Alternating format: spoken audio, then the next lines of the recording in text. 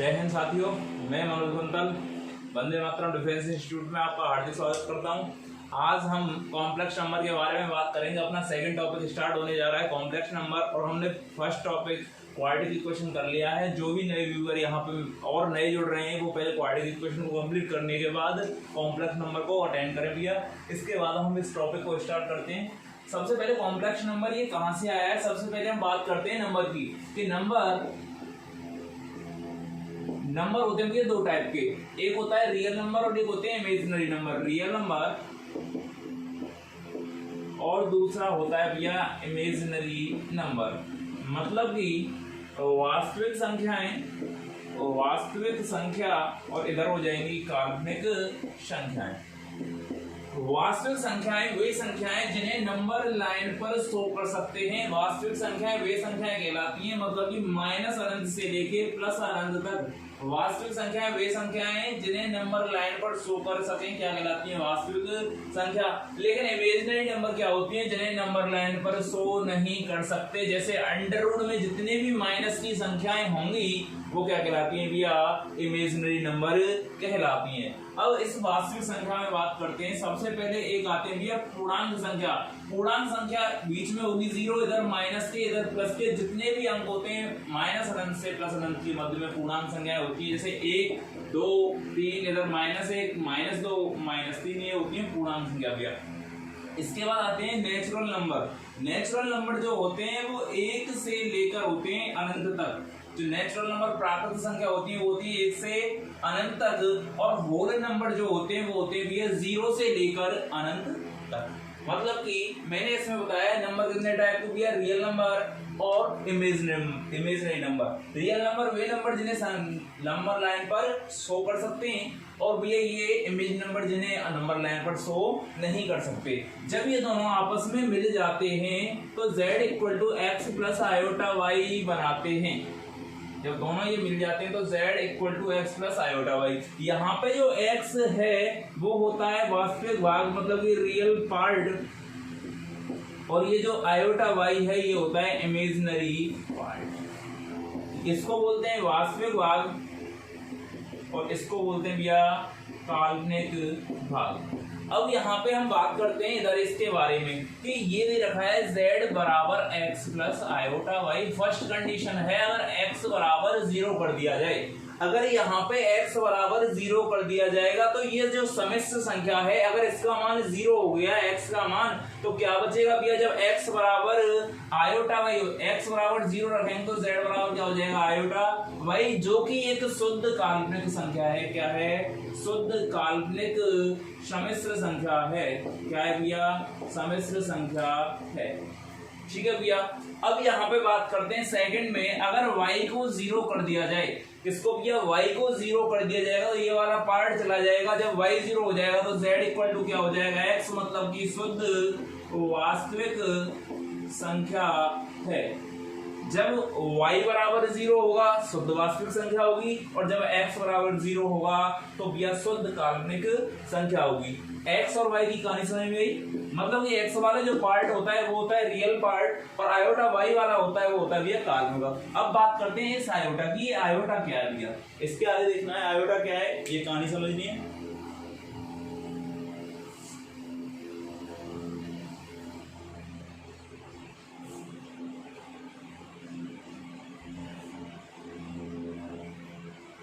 इस जगह पे जो आयोटा होता है भैया, आयोटा की जो वैल्यू होती है, सबसे पहले बात करते हैं आयोटा के बारे में। आयोटा की जो वैल्यू होती है वो होती है रूट में -1।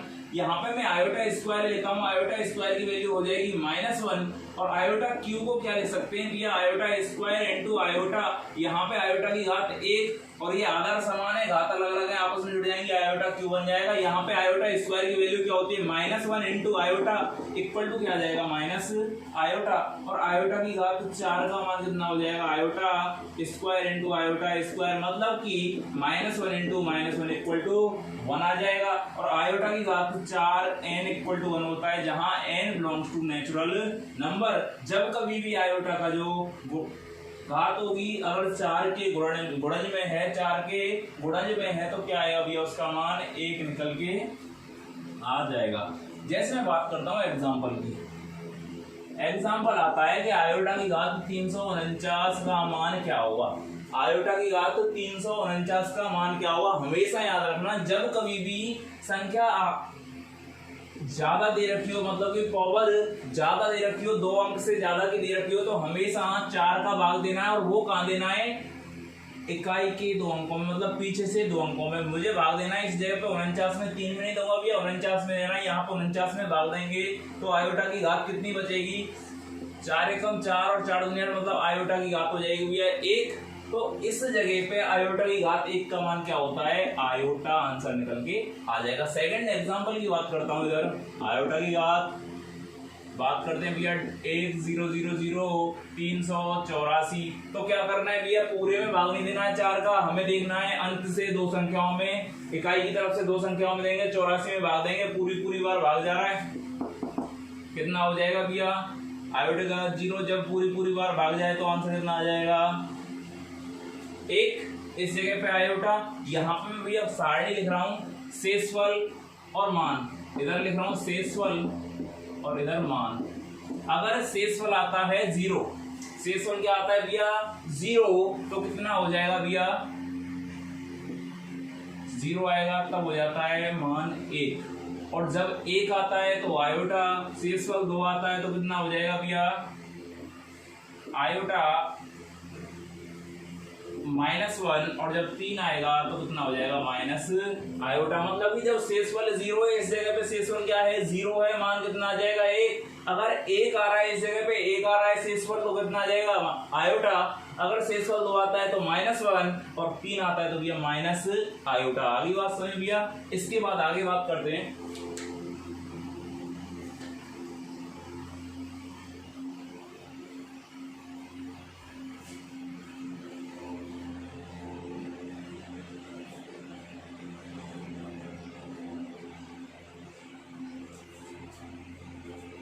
आगे भैया एक नोट आता है कि आयोटा के क्रमागत 4 पूर्णांकों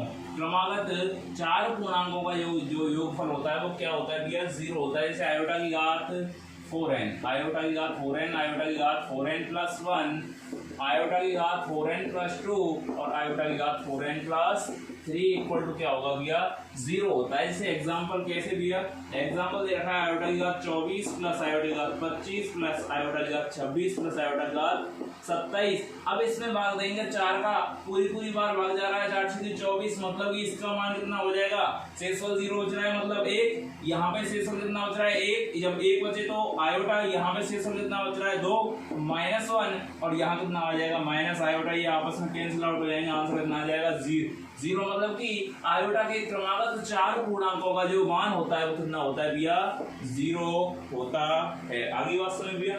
इसके बाद आगे बात करते हैं, आगे पॉइंट है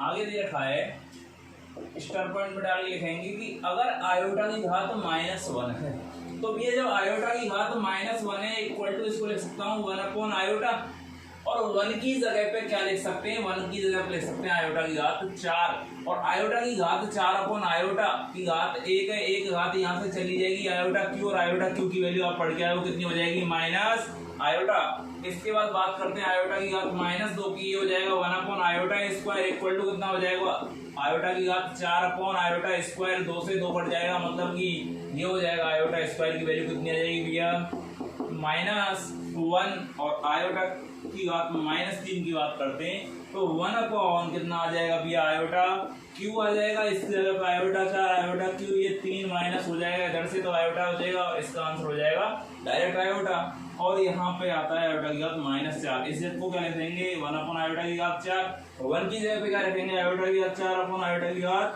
4 इक्वल टू आ जाएगा 1। याद रखना भैया मैं इस जगह पे क्या लिख सकता हूँ, यहाँ से क्वेश्चन आता है कि आयोटा की घात -4 इक्वल टू होती है आयोटा की घात 4 के, क्या कह रहा हूँ भैया आयोटा की घात -4 इक्वल टू होती है आयोटा की घात 4 के, आयोटा की घात -4 इक्वल टू आयोटा की घात 4। क्वेश्चन आता है कि आयोटा की घात -3 इक्वल टू होती है आयोटा के, और ये कितनी है भैया आयोटा की घात -2 इक्वल टू होती है आयोटा स्क्वायर के, और आयोटा की घात माइनस आयोटा होती है भैया माइनस आयोटा के, इस तरीके से। अगर देता है वो, जैसे मैं बात कर रहा हूँ यहाँ पे 1/i की घात 576, तो इसका क्या करना है भैया, पहले इसमें भाग देना है। किसमें भैया, इस जगह पे भाग देना है, वही 3 अंक है और पीछे से 2 अंकों में भाग देना है 4 का। यहाँ पे 76 में 4 का भाग देंगे, 4 एकम 4 और 3 बचे, 4 नाम 36, मतलब कि 19 और पूरी बार भाग जा रहा है, शेषफल 0 बच रहा है। तो भैया ये कितना हो जाएगा, इस जगह पे शेषफल कितना हो गया भैया 0। क्या हो गया, शेषफल 0, तो आंसर कितना आता है जब 1 और 1/1 क्या आ जाएगा भैया, 1 आंसर निकल के आ जाएगा। ओके भैया, अगर मैं यहाँ पे दूसरा एग्जांपल लेता हूँ कि 1/i की घात 577 ले ली भैया, 576 तक तो पूरी बार भाग चला जाएगा, लेकिन एक बचेगा, उसको क्या लिख देंगे 1/i, और इसको क्या लिख सकता हूँ, ऊपर क्या हो जाएगा आयोटा क्यूब, आयोटा की घात 4/i, और इसको बटेंगे आयोटा क्यूब, और आयोटा क्यूब की वैल्यू माइनस आयोटा। आगे बात समझ भैया, इस तरीके से करना है। हमेशा याद रखना, जब कभी भी 2 से बड़ी अंक संख्या दे रखी है तो पीछे वाले 2 भागों में, 2 संख्याओं में भाग देना है। अगर शेषफल 0 आता है तो मान होगा 1, अगर शेषफल आता है 1 तो कितना होगा भैया आयोटा, अगर 2 आता है -1 और 3 आता है तो माइनस आयोटा। ठीक है भाई, इसके बाद आगे बात करते हैं।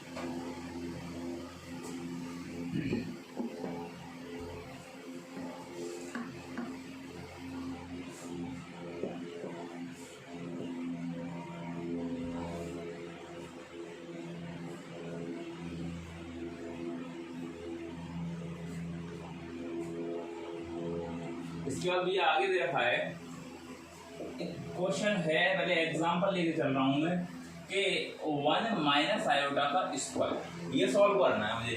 तो इसको क्या करेंगे, a - b का होल स्क्वायर लगा देंगे, आंसर निकल के आ जाएगा। कैसे भैया, a - b 1 का स्क्वायर माइनस 2 आयोटा आ जाएगा, क्योंकि 2ab होता है, a का गुणा a 1 है और आयोटा आ जाएगा भैया प्लस आयोटा स्क्वायर, इस जगह पे ये 1 हो जाएगा, ये -2 आयोटा, ये आयोटा स्क्वायर की वैल्यू -1, 1 से 1 कट जाएगा तो कितना हो जाएगा -2 आयोटा। ठीक है भैया, जब 2 दे रखा है तब सॉल्व कर लेंगे, 3 दे रखा है तब सॉल्व कर लेंगे, क्योंकि a - b का होल क्यों याद होता है, a - b का होल 4 मुझे पता नहीं है। अगर यहाँ पे वैल्यू देता है 1 - आयोटा की घात 12, बात समझ ना, 1 - आयोटा की घात 12 या 1 + आयोटा की घात 12, जब ऐसी पावर दे देता है जिसका मेरे पास कोई फॉर्मूला नहीं है, तो उसकी ट्रिक है भैया, उस ट्रिक को समझना है। एग्जाम में कई बार क्वेश्चन आ चुका है, उस क्वेश्चन को देखना भैया।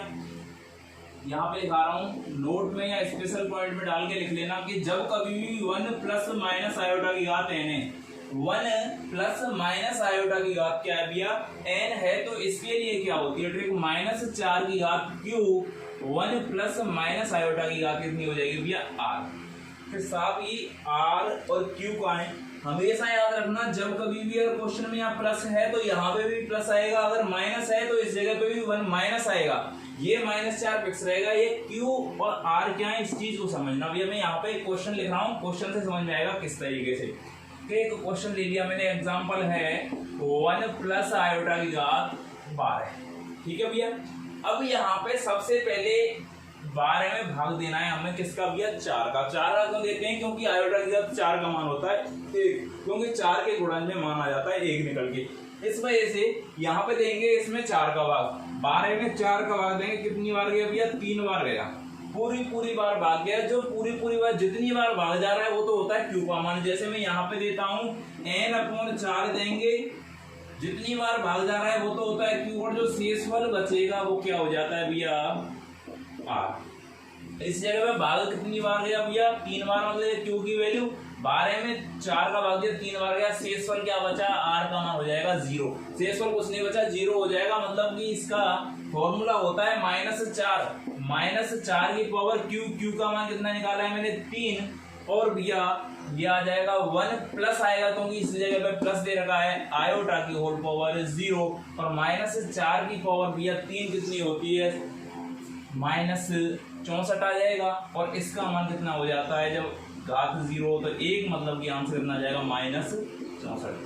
इसको दोबारा समझना भैया कि अगर 1 + आयोटा की होल पावर दे रखी है n, तो इसका जो मान होता है -4 की पावर q, माइनस नहीं भी n2 है इस जगह पे, q इंटू 1 + आयोटा की पावर r, ठीक है भैया।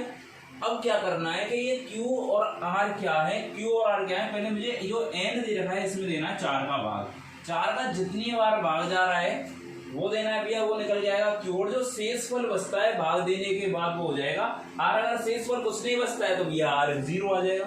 ऐसा कोई क्वेश्चन लेते हैं जिसमें शेषफल बचता है। देखो भैया जैसे इसी में यहाँ कर देता हूँ 1 माइनस आयोटा की घात 1 माइनस आयोटा की घात 13। अगला एग्जाम्पल ले रहे हैं भैया 1 माइनस, एग्जाम्पल अगला है 1 माइनस आयोटा की घात 13। क्या करना है भैया, 1 माइनस दे रखा है, पहले सबसे पहले 13 में भाग देंगे 4 का, 4 का भाग दिया 3 बार तो पूरी बार भाग गया भैया, लेकिन ये जो 3 है वो तो Q की वैल्यू हो गई और एक शेषफल बच रहा है क्योंकि 4 3 12 है और एक शेषफल R का मान हो जाएगा 1।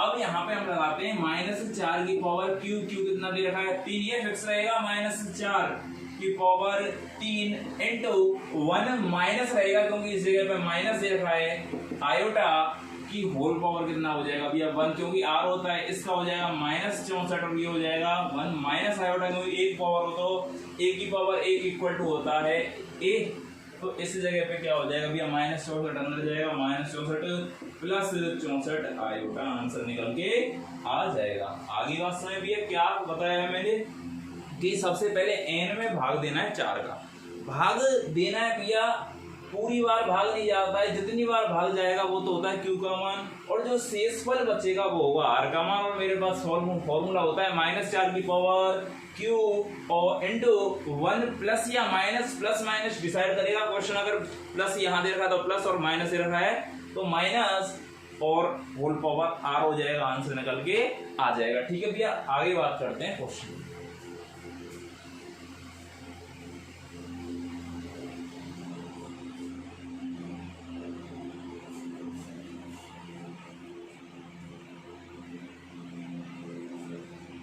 आगे बात करते हैं सम्मिश्र संख्या की, ये होती है आयोटा की कहानी भैया। अब सम्मिश्र संख्या की बात करते हैं कि सम्मिश्र संख्या के क्या क्या पॉइंट चलेंगे। सबसे पहला पॉइंट चलेगा भैया सम्मिश्र संख्या का निरूपण।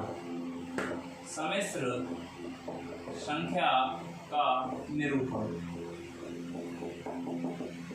सम्मिश्र संख्या का निरूपण क्या होता है, जैसे मैं बात करता हूं ये है, ये तो काल्पनिक अक्ष होता है और ये होता है वास्तविक अक्ष रियल एक्सिस, और ये होता है काल्पनिक। यहाँ पे कोई नंबर है P और जिसके हैं x, y क्या दे रखे हैं भैया निर्देशांक। अगर मैं ये होता है भैया 90 डिग्री, क्या होगा ये 90 डिग्री होगा, ठीक है भैया। ये कौन सी दूरी होगी, y वाली दूरी होगी और ये होगी x वाली दूरी। और अगर मुझे ये निकाल के लाना है, ये OP निकाल के लाना है, OP की डिस्टेंस किससे निकालेंगे भैया, पाइथागोरस थ्योरम से। पाइथागोरस थ्योरम का कहेगी कि भैया कर्ण का स्क्वायर जो है वो इक्वल टू होता है लंब का स्क्वायर प्लस आधार का स्क्वायर, मतलब कि आधार का square x square plus Y square का अंडर रूट। मतलब कि इसको मैं क्या लेता हूँ, इसको लेते हैं भैया r या मोड ऑफ z का नाम देते हैं। Mod of z equal to under root में आएगा x square plus Y square. मतलब कि कोई सम्मिश्र संख्या देखिए z बराबर x प्लस आयोटा y, तो काल्पनिक अक्ष लेंगे वास्तविक अक्ष। काल्पनिक संख्या जो होती है y वाला पार्ट होता है, इस वजह से y को इस पे ले रहे हैं भैया और x को रियल एक्सिस पे ले रहे हैं। बस हमने क्या किया, यहाँ पे पाइथागोरस लगाई और r की वैल्यू निकल के आ गई। और कितनी आ रही भैया OP। इस जगह पे जो OP है, OP इक्वल टू है मूल बिंदु से सम्मिश्र संख्या तक की दूरी, सम्मिश्र संख्या तक की दूरी, ठीक है भैया। इसके बाद हेडिंग आती है आपकी सम्मिश्र संख्या का मापांक, मोड ऑफ कॉम्प्लेक्स नंबर। सम्मिश्र संख्या का मापांक देखो भैया, सम्मिश्र संख्या का मापांक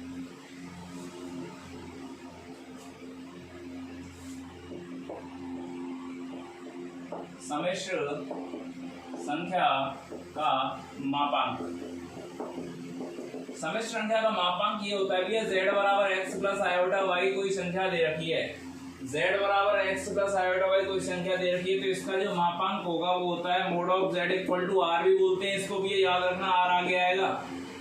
इक्वल टू क्या होता है, अंडर रूट में भी पहले बात करके आए, ये होता है under root X square plus और वाई स्क्वायर। सम्मिश्र संख्या का मापांक क्या होगा, अंडर रूट में X square plus Y square. Example की बात करते हैं, सम्मिश्र संख्या भैया हर जगह एग्जाम्पल करके बता रहा हूँ। सम्मिश्र संख्या z equal to 3 plus 4 iota का मापांक ज्ञात करो, मापांक ज्ञात करो। ठीक है भैया, तो यहाँ पे z बराबर दे रखा है 3 प्लस 4 आयोटा। अब क्या करना है, z बराबर 3 प्लस 4 आयोटा भैया, और मोड ऑफ z क्या आ जाएगा, अंडर रूट में x का स्क्वायर, x स्क्वायर मतलब 3 का स्क्वायर प्लस 4 का स्क्वायर इक्वल टू कितना आ जाएगा, अंडर रूट में आएगा भैया 9 प्लस 16 कितना हो जाता है 25, रूट में 25 मतलब 5, आंसर निकल के आ जाएगा। इसके बाद भी यहीं पे साइड में बात करता हूँ, कंपेयर करूंगा सम्मिश्र संख्या का संयुग्मी कॉन्जुगेट ऑफ कॉम्प्लेक्स नंबर। सम्मिश्र संख्या का संयुग्मी, सम्मिश्र संख्या का संयुग्मी। भैया राइटिंग थोड़ी ऐसी है, ध्यान से देखनी है, बोल रहा हूँ भैया एक चीज है, सम्मिश्र संख्या का संयुग्मी कॉन्जुगेट ऑफ कॉम्प्लेक्स नंबर। जैसे z बराबर x प्लस आयोटा y दे रखा है, और शायद मैंने ये क्वाड्रेटिक इक्वेशन में एक नोट लगाया था तब भी समझाया था कि सम्मिश्र संख्या का संयुग्मी क्या होता है, कि आयोटा वाली संख्या का क्या करना है, मुझे चिन्ह चेंज करना है। जैसे ये दे रखा है, इसका जो z बार होगा, सम्मिश्र संख्या को के संयुग्मी को किससे रिप्रेजेंट करते हैं, z बार से, तो ये हो जाएगा x माइनस आयोटा y। ठीक है भैया, z बार इक्वल टू हो जाएगा x माइनस आयोटा y। अगर याद रखना z दे रखा है x माइनस आयोटा y, तो इसका z बार क्या हो जाएगा, आयोटा वाली संख्या का चिन्ह चेंज करना है, ये प्लस वाला हो जाएगा, मतलब कि हर हालत में आयोटा वाली संख्या का चिन्ह चेंज कर देना है। ठीक है, वहां पे यही चीज बताई थी, अगर द्विघात समीकरण का एक मूल सम्मिश्र संख्या है तो दूसरा मूल भी सम्मिश्र संख्या होगा, परंतु पहले का संयुग्मी होगा, यही चीज बताई थी। और जब मूल सम्मिश्र हैं तो भैया एबीसी क्या होंगे, वास्तविक होंगे, यही चीज दिखाई थी वहां पे। अब यहाँ पे एग्जाम्पल लेता हूँ भैया, ध्यान से देखना भैया, एग्जाम्पल ले रहा हूँ कि सम्मिश्र संख्या -2 आयोटा प्लस 1 का संयुग्मी होगा, मतलब कि कॉन्जुगेट फाइंड करना है किसका, कॉम्प्लेक्स नंबर दे रखी है -2 आयोटा प्लस 1, और मैंने आपसे एक ही बात बताई है, चाहे आयोटा पीछे हो चाहे आगे हो, तो हमेशा आयोटा वाली संख्या का चिन्ह चेंज करते हैं। z इक्वल टू दे रखा है -2 आयोटा प्लस 1, हम जल्दबाजी में क्या करते हैं, एग्जाम में ऐसा क्वेश्चन आया था एक बार, ऐसे साल में आया था भैया, जब ऑफलाइन था एग्जाम, तब क्या करते हैं हम जल्दबाजी में कि पीछे वाली हमेशा आयोटा दे जो आता है मोस्टली वो पीछे आता है, और हम जल्दबाजी में पीछे वाली संख्या का चिन्ह चेंज कर देते हैं। ऐसा नहीं है भैया, हमेशा याद रखना कि जब संयुग्मी निकालना है तो आयोटा वाली संख्या का चिन्ह चेंज होगा, तो इस जगह पे जो आएगा z बार क्या हो जाएगा, ये माइनस है तो प्लस हो जाएगा, प्लस 2 आयोटा प्लस 1, इसको मैं क्या ले सकता हूँ, इक्वल टू 1 प्लस 2 आयोटा। इस तरीके से किसने दे के रखेगा भैया, ऑप्शन दे के रखेगा, और ऑप्शन ये भी होगा आपके लिए भैया, तो इस जगह का ऑप्शन कौन सा होगा, ये राइट होगा, क्योंकि आयोटा वाली संख्या का चिन्ह चेंज करना है, ना कि ये वाला चिन्ह चेंज करना है। अब यहाँ पे निकालते हैं भैया, यहीं पे निकाल रहा हूं, संयुग्मी का मापांक, संयुग्मी का मापांक मतलब कि संयुग्मी है, ये दे रखी है z बराबर x प्लस आयोटा y, एक संख्या दे रखी है, और इसका संयुग्मी है z बार इक्वल टू रखा है x माइनस आयोटा y। और जब मैं इसका मापांक निकालूंगा, z बार का मापांक क्या होगा, अंडर रूट में x का स्क्वायर प्लस माइनस वाई, क्योंकि इस जगह पे कंपेयर करेंगे x प्लस आयोटा y से, जब कंपेयर करेंगे तो ये माइनस वाई के पास चला जाएगा, माइनस वाई का स्क्वायर करेंगे और ये क्या हो जाएगा, अंडर रूट में X square plus Y square, क्योंकि माइनस ऊपर घात सम है तो क्या हो जाएगा, प्लस का हो जाएगा। तो इस जगह से एक कंक्लूजन निकल के आता है, वो कंक्लूजन ये है कि mod of z equal to होता है मोड ऑफ z बार, मतलब कि किसी भी सम्मिश्र संख्या का मापांक उसके संयुग्मी के मापांक के बराबर होता है, mod of z equal to होता है mod of z bar. Okay भैया, आगे बात समझें, इसके बाद आगे बात करते हैं भैया।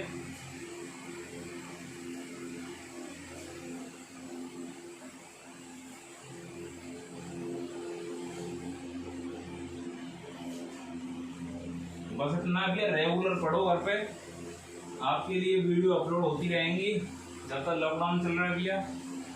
और जहाँ से जहाँ तक है पूरा कोर्स ही कंप्लीट करा दूंगा इस पे मैं। और चैनल वीडियो को लाइक कर देना।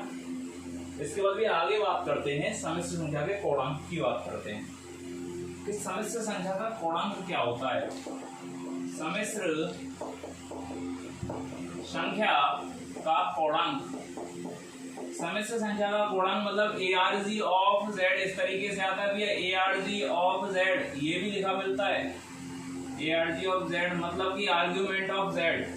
इसके लिए भैया सबसे पहले क्या करना है, मैं 4 चीज बताऊंगा भैया। अलग अलग अब तक तुमने पढ़ा होगा कि जो 11th में आता था, ये टॉपिक 11th में है। और 11th में क्या करते थे टीचर कि भैया एक ही फॉर्मूले से पूरे को कंप्लीट करा देते थे। और मैं यहाँ पे भैया डिफेंस की बात कर रहा हूँ। डिफेंस में सिलेबस वही है लेकिन पैटर्न अलग हो जाता है, क्वेश्चन आने के तरीके और क्वेश्चन सॉल्व करने का तरीका अलग हो जाता है। क्योंकि वहां पे भैया एक क्वेश्चन के लिए 6 और 7 मिनट मिलती है और यहाँ पे एक क्वेश्चन के लिए मिलेंगे भैया लास्ट 30 सेकेंड 20 सेकेंड, इतनी टाइम मिलेगा भैया। और हमें उसी 20 और 30 सेकेंड में क्वेश्चन सॉल्व करना है। तो यहाँ पे क्या करना है, जैसे Z दे रखा है, Z बराबर होता है x प्लस आयोटा भाई, ठीक है भैया, x प्लस आयोटा भाई। दूसरा Z क्या हो सकता है, माइनस x प्लस आयोटा भाई, क्योंकि x माइनस का हो सकता है। थर्ड में Z क्या हो सकता है, माइनस x माइनस आयोटा भाई। इस जगह पे y भी माइनस का हो सकता है और x भी माइनस का हो सकता है। और ये क्या होता है Z, अगला जो बात कर रहा हूँ होता है x माइनस आयोटा भाई, कि x तो पॉजिटिव और y नेगेटिव हो, मतलब कि 4 क्वाड्रेंट हो गए। कैसे भैया, ये होता है मूल बिंदु, मैंने क्या बताया, ये होता है काल्पनिक अक्ष और ये होता है वास्तविक अक्ष। शायद अभी जो निरूपण कराया तब मैंने बताया था कि इस जगह पे पॉइंट जो होते हैं x और y दोनों क्या होते हैं, पॉजिटिव होते हैं। इस जगह पे माइनस का तो x होगा और y कैसा रहेगा, पॉजिटिव रहेगा। इस जगह पे माइनस का x होगा, माइनस का y होगा, दोनों ही नेगेटिव होंगे। और ये होगा x माइनस y, मतलब कि इस जगह पे x पॉजिटिव होगा माइनस। अब तुम्हें क्या करना है, क्वेश्चन सॉल्व करने से पहले ये भैया कंसल्ट करना है कि जो कॉम्प्लेक्स नंबर दे रखा है वो कैसा कॉम्प्लेक्स नंबर है, फर्स्ट क्वाड्रेंट में है, सेकंड क्वाड्रेंट में है, थर्ड क्वाड्रेंट में है, फोर्थ क्वाड्रेंट में, ये पहले चेक करना है। और वो कैसे चेक करोगे, अगर कॉम्प्लेक्स नंबर दे रखा है x प्लस आयोटा y, मतलब कि x और y दोनों पॉजिटिव हैं तो फर्स्ट क्वाड्रेंट में होगा। x अगर नेगेटिव है, y पॉजिटिव है तो सेकंड क्वाड्रेंट में होगा। x नेगेटिव y नेगेटिव तो कौन सा होगा, थर्ड क्वाड्रेंट होगा। और अगर x पॉजिटिव है y नेगेटिव है तो कौन सा होगा भैया, फोर्थ क्वाड्रेंट होगा। सबसे पहले क्या करना है भैया, क्वाड्रेंट चेक करना है। क्वाड्रेंट कॉम्प्लेक्स नंबर का क्या करना है, क्वाड्रेंट चेक करना है। जैसे ही क्वाड्रेंट चेक कर लो उसके बाद 4 फॉर्मूले हैं वो देखो भैया। यहाँ पे थीटा अगर फर्स्ट क्वाड्रेंट में है, कॉम्प्लेक्स नंबर किस में है, फर्स्ट क्वाड्रेंट में है, तो थीटा इक्वल टू होता है भैया tan inverse y upon x। tan inverse y upon x होता है।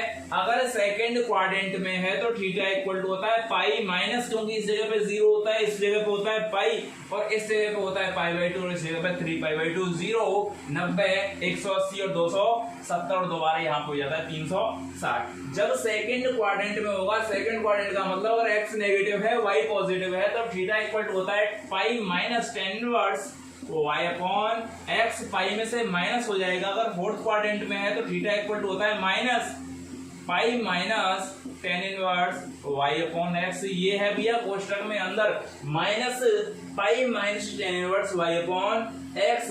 अगर फोर्थ क्वाड्रेंट में है तो क्या होता है, minus tan inverse y upon x। मतलब कि जब फर्स्ट क्वाड्रेंट में है, फर्स्ट क्वाड्रेंट में कब होगा, जब x और y दोनों पॉजिटिव हो, theta equal to tan inverse y upon x। Second quadrant में pi minus tan inverse y upon x। Third quadrant में minus pi minus tan inverse y upon x। ये जो माइनस है bracket से बाहर है भैया। इसके बाद फोर्थ क्वाड्रेंट में जो है थीटा इक्वल टू हो जाएगा minus tan inverse y upon x। ठीक है भैया, एग्जांपल की बात करते हैं। इससे एग्जांपल मिलता आ रहा हूँ यहाँ से, बार बार एक ही चीज को बता रहा हूँ भैया। सबसे पहले हमें चेक करना है कि कॉम्प्लेक्स नंबर कौन से क्वाड्रेंट में है, और अगर ये पता कर लोगे तो फॉर्मूला लगाना आंसर निकल के आ जाएगा। एग्जांपल ले रहा हूँ भैया, 4 एग्जांपल लूंगा। पहला है z इक्वल टू क्या दे रखा है भैया, 1 plus iota. z equal to दे रखा है 1 प्लस आयोटा भैया। x भी पॉजिटिव है और y भी पॉजिटिव है। y क्या है, इस जगह पे 1 है, 1 इंटू आयोटा करेंगे आयोटा आएगा, तो 1 प्लस आयोटा। इस जगह पे x भी पॉजिटिव y भी पॉजिटिव। कौन सा क्वाड्रेंट भैया, फर्स्ट क्वाड्रेंट। और फर्स्ट क्वाड्रेंट में थीटा इक्वल टू क्या होता है, tan inverse y upon x। Y upon X का मतलब वाई की वैल्यू होगी 1 अपॉन एक्स की वैल्यू 1 मतलब कि tan इनवर्स 1 मतलब हो जाएगा π/4। अगला है सेकंड एग्जांपल की बात करता हूं मैं यहाँ पे। सेकंड एग्जांपल है z बराबर -1 प्लस आयोटा। अब इस जगह पे -1 मतलब कि x नेगेटिव है और y पॉजिटिव है, तो क्या होगा भैया सेकंड क्वाड्रेंट, और सेकंड क्वाड्रेंट में क्या होता है theta equal to pi minus tan inverse भैया ये कितना होगा। इस जगह पे यही चीज ध्यान रखनी है, मैं यहाँ पे ये जो कर रहा हूँ इस जगह पे मुझे x नेगेटिव नहीं लेनी है। ये जो प्लस माइनस के साइन की व्यवस्था कर रहे हैं भैया यहाँ कर चुके हैं। यहाँ फॉर्मूला में अगर x और y की वैल्यू रखूंगा तो प्लस माइनस नहीं लूंगा, हमेशा प्लस में ही लेके चलूंगा। ये होगा y की वैल्यू 1 अपॉन x की वैल्यू 1, तो कितना आ जाएगा पाई माइनस ये कितना हो जाएगा π/4, तो कितना आ जाएगा भैया 3π/4। बात समझना भैया मैं क्या कह रहा हूँ कि जो प्लस माइनस है, जैसे ये माइनस दे रखा है -1 प्लस आयोटा, तो ये तो मैंने पहचान लिया सेकंड क्वाड्रेंट। इस माइनस का तो इलाज कर दिया भैया मैंने यहीं पे ही कि अगर ये -x दे रखा है तो सेकंड क्वाड्रेंट में, और सेकंड क्वाड्रेंट का फॉर्मूला लगा दिया। माइनस की कहानी यहीं तक थी। अब ये पॉजिटिव मान के करना है कि x और y के मान पॉजिटिव है। आगे बात समझ भैया। आगे एग्जाम्पल की बात करते हैं। अगले एग्जाम्पल 2 और है।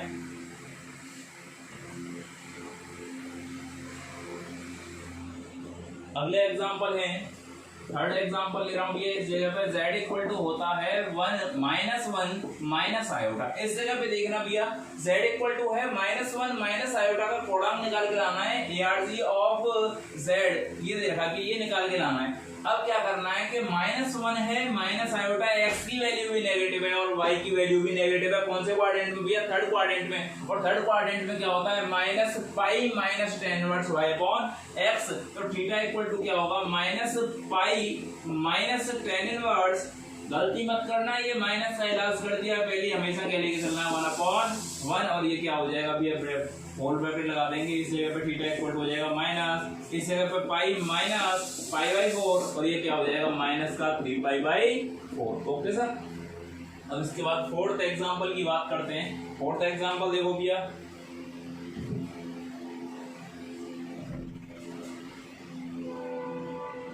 फोर्थ एग्जांपल है आपके सामने। z इक्वल टू है 1 माइनस आयोटा दे रखा है। z equal to 1 minus iota दे रखा है। कौन सा क्वाड्रेंट भैया x पॉजिटिव है y नेगेटिव है। कौन सा क्वाड्रेंट थर्ड फोर्थ क्वाड्रेंट। और फोर्थ क्वाड्रेंट में क्या होता है थीटा इक्वल टू होता है भैया minus tan inverse y upon x, y की वैल्यू 1 और x की वैल्यू 1। भैया होशियार मत बननी, बार बार कह रहा हूँ कि यहाँ पे y की वैल्यू -1 मत ले लेना, क्योंकि माइनस का इलाज मैं पहले ही क्वाड्रेंट के हिसाब से कर चुका हूँ। इसी वजह से अलग अलग क्या लिखा है भैया, हर एक क्वाड्रेंट के फॉर्मूले लिखा है। यहाँ पे हो जाएगा ये -π/4, आंसर निकल के आ जाएगा। थीटा की वैल्यू कितनी आ जाएगी -π/4। ओके भैया, ये होते हैं समस्या संख्या का कोडांग। ठीक है भाई। अब यहाँ पे एक नोट पॉइंट आता है, ध्यान से देखना भैया थोड़ा। ARG ऑफ जहां लिखा मिले, किस तरीके से मैं बता रहा हूं भैया कि ARG ऑफ z लिख रहा है, उस जगह पे ARG का मतलब होता है इस सम्मिश्र संख्या का कोणांक। जिस तरीके से मैं कहता हूं कि ARG ऑफ z ये दे रखा है, ARG ऑफ z का मतलब होता है भैया कि z का मापांक, z का कोणांक। z बराबर दे रखा है आपके लिए x प्लस आयोटा भाई, ठीक है। और इधर है z बार इक्वल टू, ये z है सम्मिश्र संख्या, और सम्मिश्र संख्या का संयुग्मी कॉन्जुगेट ऑफ कॉम्प्लेक्स नंबर क्या होता है z बार। इस जगह पे x माइनस आयोटा y हो जाएगा। ठीक है भैया।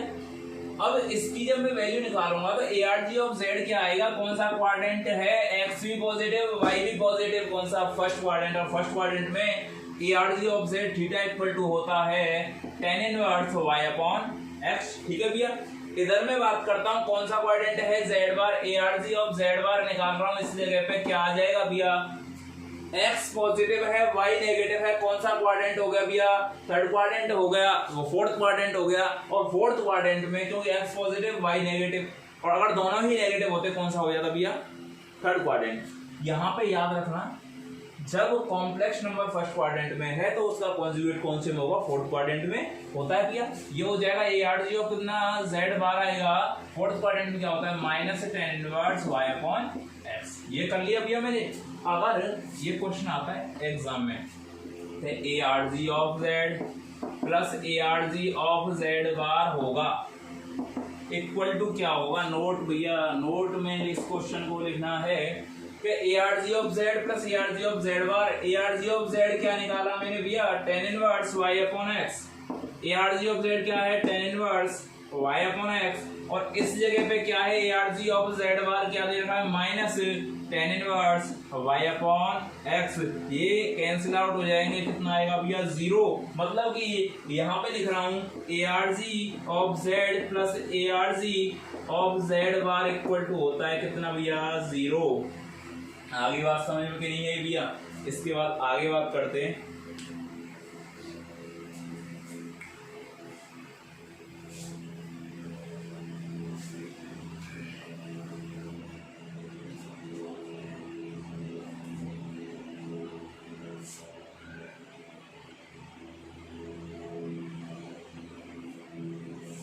आगे एक क्वेश्चन है, क्वेश्चन लिखो भैया। क्वेश्चन दे रखा है सम्मिश्र संख्या 3 + 4 आयोटा, 3 + 4 आयोटा का पूर्णांक व मापांक ज्ञात करो। मापांक ज्ञात करो। ठीक है भैया, ये क्वेश्चन दे रखा है कि सम्मिश्र संख्या 3 + 4 आयोटा का पूर्णांक व मापांक ज्ञात करो। तो यहाँ पे क्या करना है भैया, सबसे पहले मैं पूर्णांक निकालता हूँ। ए आर जी ऑफ इसका निकालेंगे, इसको जेड बराबर मान लेते हैं 3 + 4 आयोटा। ठीक है भैया। और इसका जब में कौन सा क्वाड्रेंट है, दोनों पॉजिटिव है, एक्स और वाई दोनों पॉजिटिव है फर्स्ट क्वाड्रेंट। और फर्स्ट क्वाड्रेंट में क्या होता है, tan inverse Y upon X. तो इसके लिए थीटा क्या आ जाएगा, A R G of Z क्या आ जाएगा, theta equal to tan inverse Y upon X, मतलब कि 4/3। और ऐसी कोई वैल्यू नहीं होती तो आंसर यही पर रहेगा। कितना हो जाएगा भैया, थीटा इक्वल टू हो जाएगा tan inverse Y upon X. और इसका क्या निकालते हैं भैया, मापांक निकालते हैं तो जेड बार क्या आएगा, अंडर रूट में X square plus Y square लगाएंगे। अंडर रूट में एक्स स्क्वायर कितना हो जाएगा, 3 का स्क्वायर मतलब कि 9 हो जाएगा। और 4 का स्क्वायर 16 मतलब कि अंडर रूट में 9 + 16 कितना हो जाएगा भैया, √25। और √25 का मतलब 5। इसका आंसर निकल के आ जाएगा भैया। ये होते हैं सम्मिश्र संख्या का पूर्णांक और मापांक। अब यहाँ पे भैया आगे जो कहानी आती है पूर्णांक में चलेंगे, स्पेशल पॉइंट कराऊंगा भैया पूर्णांक में। देखो किस तरीके से,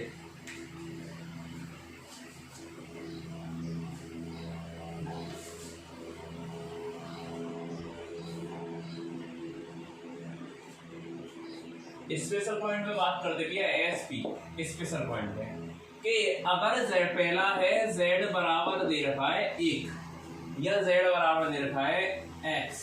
ठीक है भैया, मतलब कि z बराबर जब x है तो इसको मैं लिख सकता हूँ z बराबर x + 0 आयोटा। मतलब कि जो y का मान है 0 है। सही है भैया। कौन सा क्वाड्रेंट कौन सा होगा भैया, फर्स्ट क्वाड्रेंट। कौन सा भैया, फर्स्ट क्वाड्रेंट लेंगे। और फर्स्ट क्वाड्रेंट में क्या होगा, थीटा इक्वल टू क्या होता है, tan inverse Y upon X. और वाई की वैल्यू 0 अपॉन एक्स मतलब कि 0। और टेन इनवर्स 0, 0 में वैल्यू कितनी होती है, 0। मतलब कि शुद्ध धनात्मक वास्तविक संख्या का जो पूर्णांक होता है वो कितना होता है भैया, 0 होता है। शुद्ध धनात्मक वास्तविक संख्या का जो पूर्णांक होता है 0 होता है। सेकंड कहानी बात समझना भैया। अगर z बराबर दे रखा है -x और जब -x दे रखा है, ध्यान से देखना भैया, गलती कर देते हैं। z बराबर -x + 0 आयोटा, कौन सा क्वाड्रेंट हो गया, सेकंड। और सेकंड क्वाड्रेंट में क्या होता है भैया, पाई माइनस क्या होगा, tan inverse y upon X. ये 0 हो जाएगा, 0 अपॉन एक्स, क्योंकि माइनस का इलाज कर दिया है मैंने पहले ही, माइनस बार बार नहीं लूंगा भैया। Pi minus tan inverse 0 upon X, तो क्या आ जाएगा, थीटा इक्वल टू ये 0 हो जाएगा पाई। जब कभी भी शुद्ध ऋणात्मक वास्तविक संख्या का, यहां लिख रहा हूं, शुद्ध धनात्मक वास्तविक संख्या का जो पूर्णांक होता है, पूर्णांक क्या होगा भैया, 0 डिग्री होता है। सेकंड है z बराबर माइनस एक्स दे रखा है, मतलब कि शुद्ध ऋणात्मक वास्तविक संख्या का कोणांक कितना होता है भैया, पाई होता है। याद रखनी है भैया, एग्जाम में जल्दबाजी में ऐसा मत करिए, एग्जाम में आप लोगों को समस्या संख्या z बराबर 6 का कोणांक होगा, वहां सोचते रहेंगे साहब z बराबर 6 ऐसा तो हमको किसी पर आया ही नहीं। 6 को मतलब है वो भैया x रियल पार्ट दे रखा है, और जब रियल पार्ट अकेला हो उसको बोलते हैं शुद्ध वास्तविक संख्या। और अगर पॉजिटिव है तो धनात्मक और नेगेटिव है तो ऋणात्मक। अगर वो कोणांक पूछा तो डायरेक्ट क्या हो जाएगा, 0 डिग्री। ठीक है भैया, आगे अगला है फोर्थ है भैया z बराबर, मैं बात करता हूँ आयोटा की, z बराबर आयोटा सबसे ज्यादा आता है एग्जाम में। ये कैसे भैया मैं बात कर रहा हूँ, जैसे 2 आयोटा 3 आयोटा, यहाँ पे आयोटा वाई ले लेता हूँ भैया, फिर जो साहब ऐसे होना होता है ओपन में। z बराबर आयोटा वाई ले लियो। अब यहाँ क्या करना भैया, z बराबर दे रखा है कि 0 प्लस आयोटा वाई कैसा है, पॉजिटिव है। आयोटा वाई कैसा है, पॉजिटिव। और कौन से क्वाड्रेंट में, 0 भी पॉजिटिव है और आयोटा वाई भी पॉजिटिव है। क्या रहेगा भैया, फर्स्ट क्वाड्रेंट। और फर्स्ट क्वाड्रेंट में थीटा इक्वल टू क्या हो जाता है, tan इनवर्स y तो है मेरे पास पॉजिटिव, अपॉन 0 और समथिंग अपॉन 0 होता है इनफाइनाइट, और इनफाइनाइट कितने पे होता है, पाई बाई 2 पे। तो यहां से क्या आ जाएगा, theta equal to pi by 2। क्या आ जाएगा भैया, theta equal to pi by 2। जब कभी भी एक क्वेश्चन आता है इस तरीके से, समस्या संख्या z बराबर 6 आयोटा का मापांक ज्ञात करो, मत दिमाग लगाएंगे फालतू को जाएगी कि कैसे भैया ऊपर 6 आवेगा और 6 की का करें कछु नहीं करना भैया। इतना करना है कि आयोटा y दे रखा है, y का मान 6 है, वो याद कोई मतलब ना है। यहाँ पे जब कभी भी शुद्ध धनात्मक काल्पनिक संख्या हो, शुद्ध धनात्मक काल्पनिक संख्या का जो कोणांक होता है वो कितना होता है, पाई बाई 2। तो यहाँ पे लिखेंगे शुद्ध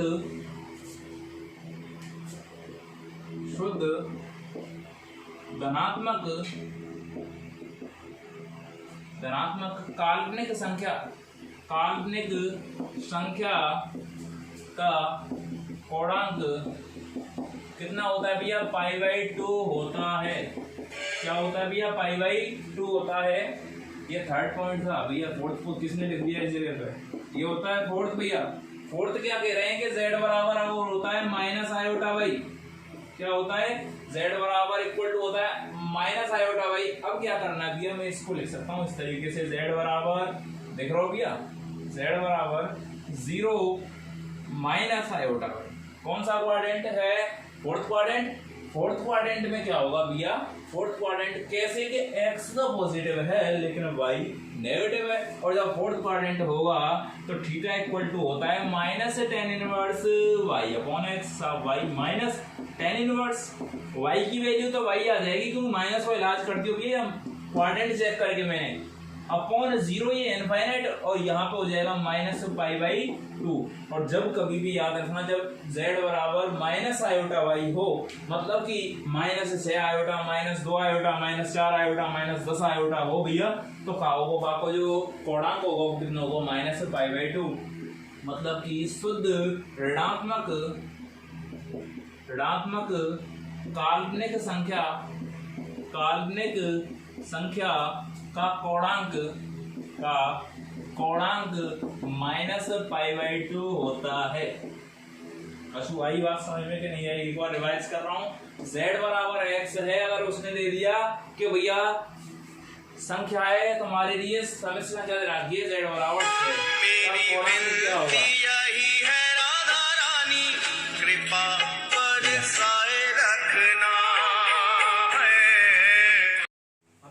दे रखा है कि z बराबर दे रखा है भैया 6 के समस्या संख्या 6 का कोणांक ज्ञात करो।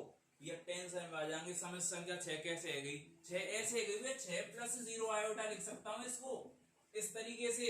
मतलब कि शुद्ध धनात्मक वहां पे देखना है, शुद्ध धनात्मक है कि शुद्ध का मतलब है बिल्कुल रियल प्योर है एकदम, कि हम दूसरी ना मिल रही। मिलवे को मतलब जब दोनों मिल जाएंगी, कॉम्प्लेक्स नंबर अलग अलग होंगी तो शुद्ध हो जाएंगी, यहाँ शुद्ध भी है। तो यहाँ होगा शुद्ध धनात्मक वास्तविक संख्या का कोणांक क्या होता है, 0। शुद्ध ऋणात्मक वास्तविक संख्या का पूर्णांक क्या होता है पाई, और शुद्ध धनात्मक काल्पनिक संख्या का क्या होता है पाई बाई 2, और शुद्ध ऋणात्मक काल्पनिक संख्या का पूर्णांक जो होता है वो होता है माइनस पाई बाई 2। इसके बाद भैया ये टॉपिक सबसे अच्छा टॉपिक है, यहाँ से हर बार एग्जाम में क्वेश्चन आता है और शानदार क्वेश्चन आते हैं एग्जाम में, ऐसा नहीं है कि हल्का क्वेश्चन आ जाए। अभी तो कुछ नहीं है, इस टॉपिक में बहुत आगे कहानी आएगी। इसके बाद हम बात करेंगे आइलर थ्योरम, ध्रुवीय रूप, चरघातांकीय रूप भैया, और उसके बाद बीमायर फॉर्म आएगी, फिर उसके बाद बिंदु पथांगे, मतलब बहुत कहानी है हमें। और जो पूरी कहानी समझनी लास्ट 3 क्लास का टॉपिक है, और अगर वीडियो थोड़े टाइम की बनाई हुई नहीं तो उसमें आपकी 2 क्लास में हो जाएगी, और तीसरी क्लास में इसको क्या करा देंगे भैया कंप्लीट करा देंगे क्वेश्चंस करा के। आपको बस इतना करना है, नोट्स बनाने, रेगुलर नोट्स बना के इनका भैया रिवीजन करना है। किसी भी बुक से क्वेश्चन अटेम्प्ट करो, कोई दिक्कत नहीं है, कैसी भी बुक हो भैया, वो एनडीए की हो, एयरफोर्स हो, नेवी हो, सबसे पहले मेरे कहना माने तो भैया सबसे पहले आप करना लूसेंट को जो आती है एयरफोर्स के लिए। उसके बाद जब लूसेंट कंप्लीट हो जाए, हमारे पास टाइम बहुत है भैया, क्योंकि अभी तो नेक्स्ट वैकेंसी की कोई अभी तो संभावना ही नहीं है, क्योंकि नेक्स्ट वैकेंसी आपकी आएंगी भैया। पहले तो एग्जाम सितंबर में हो जाता था, आपकी वैकेंसी आएंगी सितंबर में, तो वैकेंसी ही आने के चांसेस होंगे। उसके बाद जो एग्जाम होगा वो दिसंबर में जाएगा भैया। और बहुत से बच्चे जो ओवर एज होने वाले हैं वो भी टेंशन ना लें, क्योंकि 1 साल का रिलैक्सेशन भी मिलेगा कि इस जो ईयर है इसको अटेम्प्ट नहीं करेंगे। जो इस साल ओवर एज हो रहे हैं भैया वो उनके लिए 1 साल की छूट दे दी जाएगी, 1 साल का रिलैक्सेशन दे दिया जाएगा, वो भी टेंशन ना लें। इस वजह से तैयारी करें भैया अपनी रेगुलर, और आपके लिए बहुत गोल्डन चांस है, अपॉर्चुनिटी है इस टाइम पे। अगर आप लगातार 6 महीने कोर्स को करते हैं भैया, कोर्स आपका 3 महीने का है कंप्लीट। वैसे 3 महीने में इतना नहीं हो पाता है, लेकिन यहाँ पे मैं क्लास को लेंदी करा के बड़ी क्लास लगा के कोर्स को 3 से 3.5 4 महीने में कंप्लीट कराने की कोशिश करूंगा। और आपको इसको रेगुलर करना है भैया, ऐसा नहीं है जैसे कोर्स कंप्लीट हो जाए उसके बाद तुम इसको बंद कर दो और मजे लेने लगे भैया। रेगुलर पढ़ाई करनी है आपको, और कम से कम 3 घंटे रेगुलर पढ़ो, तो सिलेक्शन बड़ी बात नहीं है, सिलेक्शन आराम से हो जाएगा भैया। बस चैनल को शेयर करो, सब्सक्राइब करो और अधिक से अधिक लोगों तक पहुंचाओ। थैंक्स।